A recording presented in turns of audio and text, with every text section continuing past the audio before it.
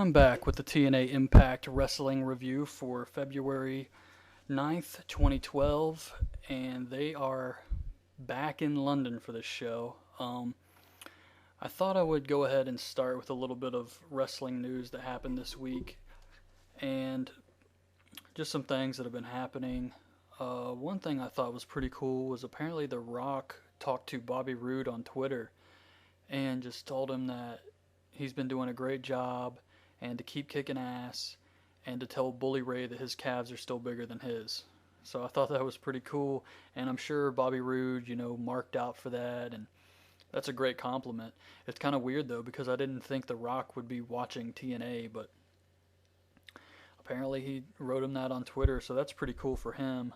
The big angle from Monday night with John Laurinaitis, he is still the general manager. Apparently, they said on the website that the board of directors met with him and he was able to convince them that he should stay general manager, so they granted that request. R-Truth is, he got hurt from the fall on Monday night. That was legit. But he should be fine and should be able to compete in the Elimination Chamber. It wasn't as serious as they thought. The Miz, however, since he should have caught R-Truth and was just way off and didn't even try to catch the guy. I don't know if he got afraid and backed away, but it was basically his fault, and he's getting chewed out big time, and a lot of the guys have heat with him over this, and apparently Triple H was yelling at him.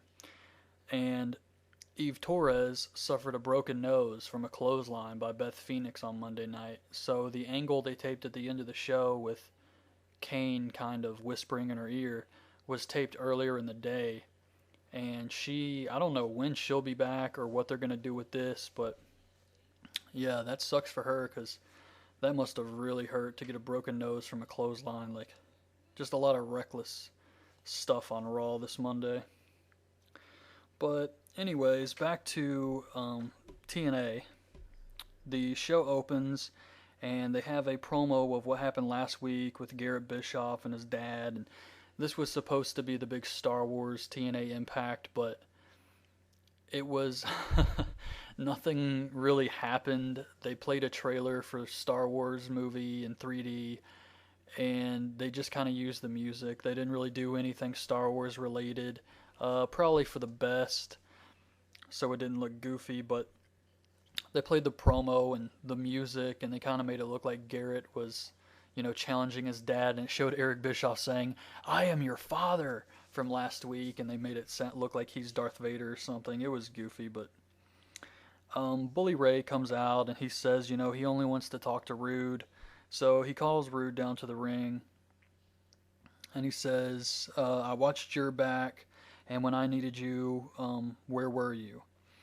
And Bobby Roode tries to calm him down, and Ray says that the only reason you have the world championship is I've been watching your back for the past 2 months. And Roode says that he always had Bully Ray's back, and that they have the same problem, and that problem is Sting. He's the problem, not Bobby Roode and Bully Ray. They shouldn't be fighting with each other. They should be united against Sting.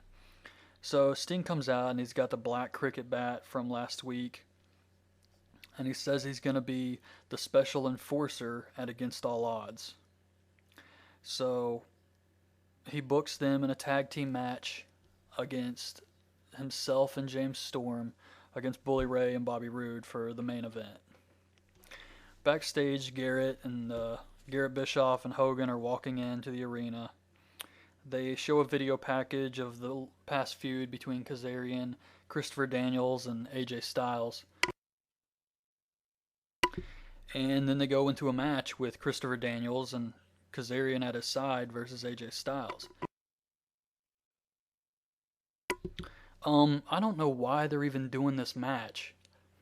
If the pay-per-view is Kazarian versus AJ, and the only reason they're having to wrestle is because Christopher Daniels has some kind of dirt on Kazarian and he's making him do his bidding, and he's making him fight his friend AJ and backstab him, then shouldn't the big payoff be AJ or Kazarian versus Christopher Daniels? Like, I don't see why they're already having a match with Christopher Daniels versus AJ. But they had a pretty good match. At one point, Christopher Daniels goes for a foreign object. It's like some brass knuckles or something. But the referee sees it, so he throws it to Kazarian. Um, Later on, he asks for the brass knuckles while he's on the ground, and Kazarian doesn't give it to him. But eventually, he reluctantly does give Christopher Daniels the brass knuckles towards the finish of the match. AJ Styles picks him up and he goes for kind of a. I thought it was the Styles clash, but he ends up picking him up for a power bomb. Christopher Daniels' leg hits the referee, so the referee turns around, and then when he does, he punches AJ Styles in the head with the brass knuckles and gets the win. Just kind of a goofy finish, but I don't think they're putting a lot of thought into this angle at all, and it really sucks because this one could be good, but hopefully it'll have a good blow off at the pay-per-view and maybe lead into something a little bit better. Gunner and Eric Bischoff are talking backstage, and they're talking about Hulk Hogan and Garrett Bischoff, and Gunner says he's going to take them both out.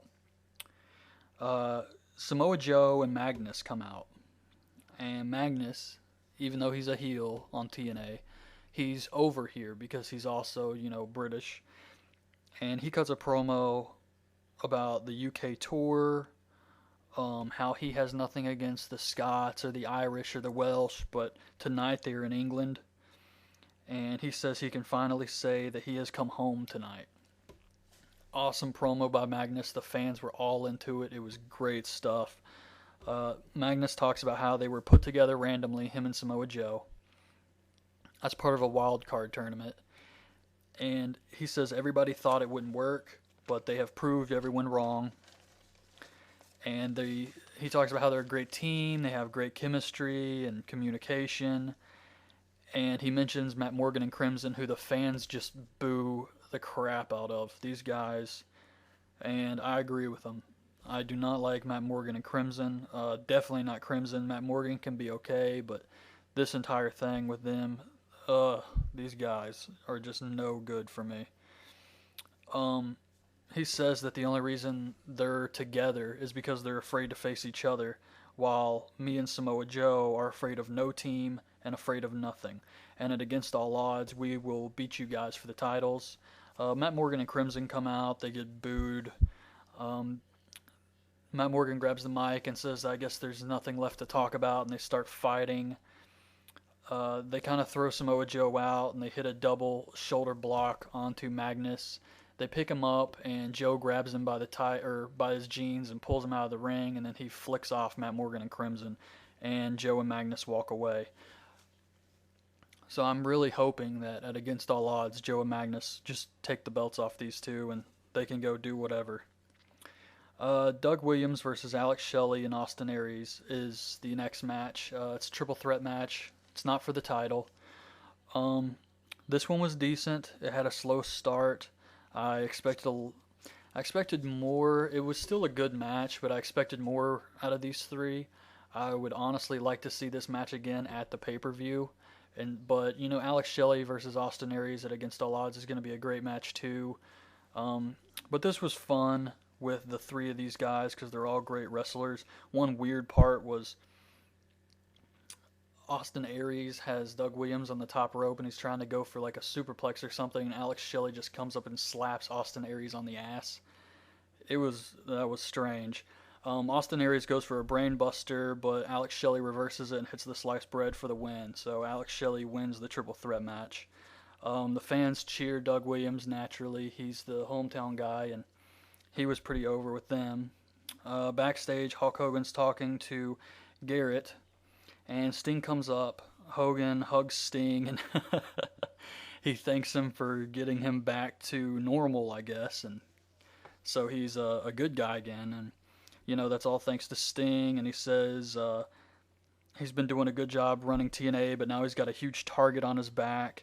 Hogan says that in this business, he's really cared. Well, I take that back. Hulk Hogan says there's only two things that he's really has, and that's this business and what it's given him, and a friend like Sting. He didn't mention his kids in this, but I thought that was funny. And then he says that means everything to him, and he says he's back now, and he starts to talk to Sting about something else, and Hulk Hogan kicks the cameraman out, tells him to leave him alone for a little bit, so you can't like see or hear anything. Then they show Tara, who's outside the arena, and she's taking pictures and videos of the fans walking by.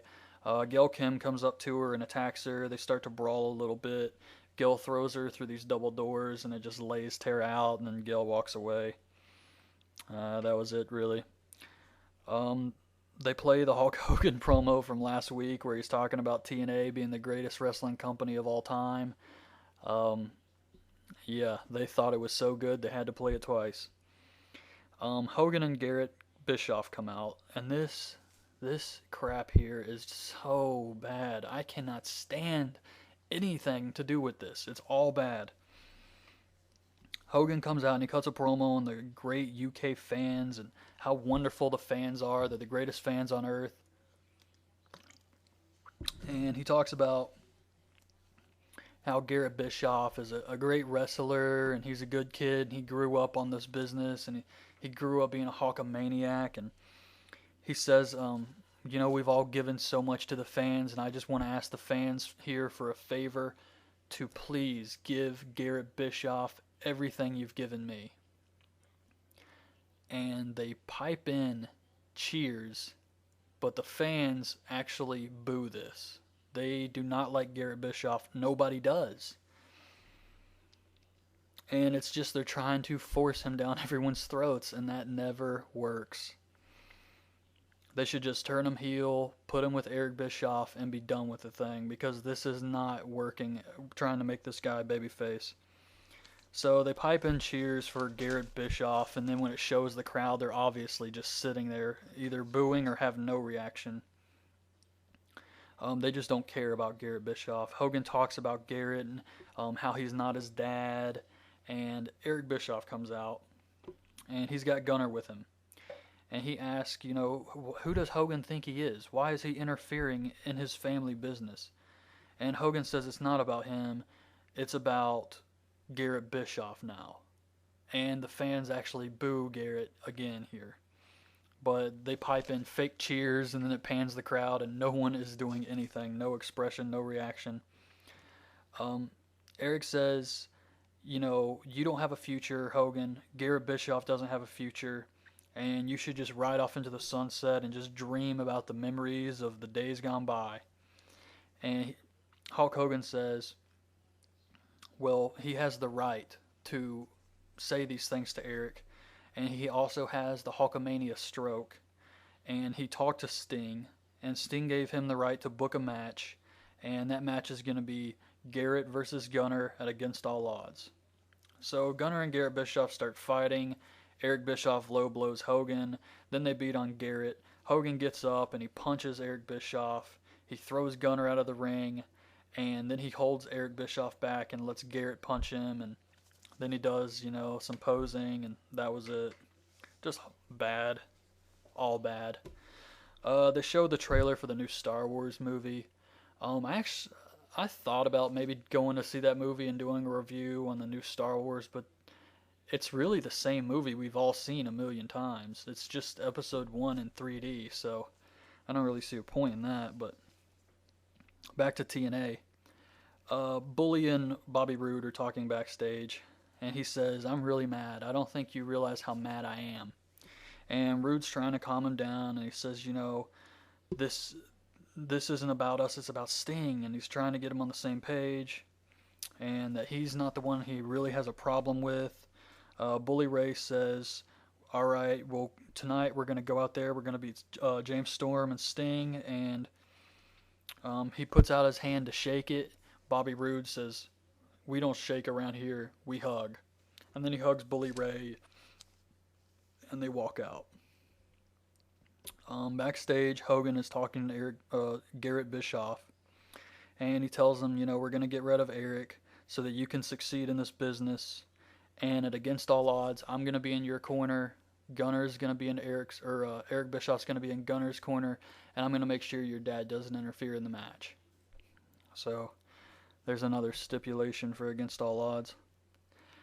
Mickie James versus Velvet Sky. This was a okay match, I guess. Um, Velvet looks a lot better without all that makeup on her face. I've seen her on some of those TNA spin cycles where she's not wearing all that makeup, and she looks a million times better. And I didn't think she was wearing very much tonight, and she looked a lot better. Mickie James has these weird shorts on that look like the Brazilian flag on her ass. It was just bad. I've seen her wear these at a pay-per-view before, and these are just horrible jean shorts. But they had a decent match. Velvet Sky wins with a small package, beating Mickie James. This made me wonder for some reason, where is the television champion? So I looked it up online, and apparently Robbie E won the belt back in November last year, and we haven't even seen him in a long time. And Rob Terry, he was, I think, from Wales, maybe? I can't really remember.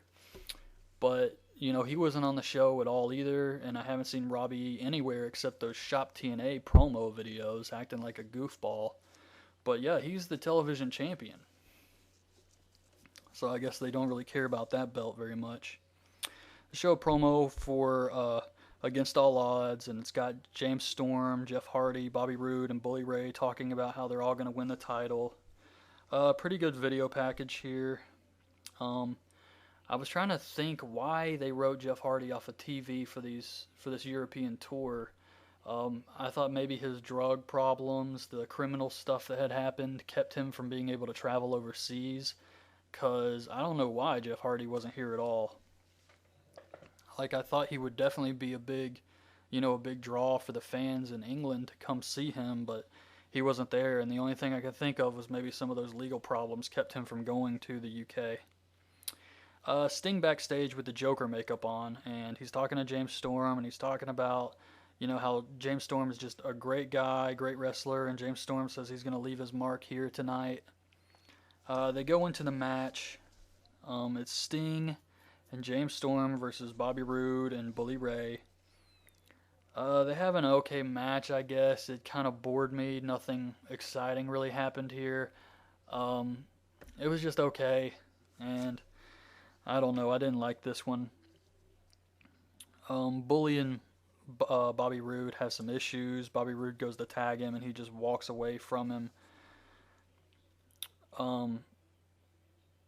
This is the match, actually, where Sting hurts his ankle. I know that he had hurt his ankle before, and they thought it was really serious and possibly a career-ending injury, but apparently it wasn't that bad. It wasn't as bad as they thought. It was just some kind of tear on his ankle, so he should be okay, but man, he was a trooper here. James Storm hits a Russian leg sweep. Well, Bully Ray grabs a chain, and the referee sees this, and he's telling him to stop. And meanwhile, Sting goes to get into the ring, and the referee just completely ignores the chain and goes to stop Sting from getting in the ring. Like, what's worse here? Bully Ray with a dangerous weapon, or Sting getting in the ring, which happens in every tag team match of all time. So I thought that was kind of stupid, but James Storm hits a Russian leg sweep on Bully Ray, and he drops the chain. He makes the hot tag to Sting. Sting comes in. He starts hitting Stinger splashes all over the place, and this is where he hurts his ankle. And he's limping around the ring. You can tell he's in pain, but he still kind of limps and runs and hits a Stinger splash. He's doing all the spots, and he was just a trooper here. He looked great.